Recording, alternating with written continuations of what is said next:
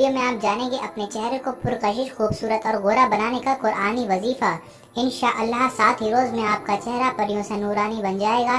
तो वीडियो शुरू करते हैं। सबसे पहले आप वुजू बना लीजिए। उसके बाद में सूरह फातिहा को 40 मरतबा पढ़ लीजिए। फिर थोड़े से पानी पर दम कर दीजिए।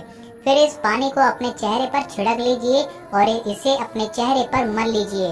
चेहरा गोरा और परियों जैसा खूबसूरत बनाने के वजीफे को रोजाना बिला नागा किए 7 रोज तक कीजिए और दम सिर्फ एक ही दिन करना है। बाकी 6 दिन उसी दम किए हुए पानी को अपने चेहरे पर लगाना है।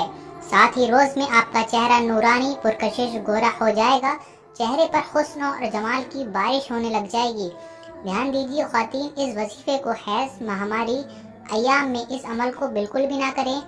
तो उम्मीद करता हूँ ये वजीफा आपको पसंद आया होगा। पसंद आया है तो इस वीडियो को लाइक करें, अपने सभी फैमिली मेंबर के साथ ज़रूर शेयर करें और ऐसे ही और भी वीडियोस के लिए हमारे चैनल को सब्सक्राइब करें। और अगर आपका कोई डाउट या कोई सवाल है तो नीचे कमेंट सेक्शन में जाकर ज़रूर बताइए।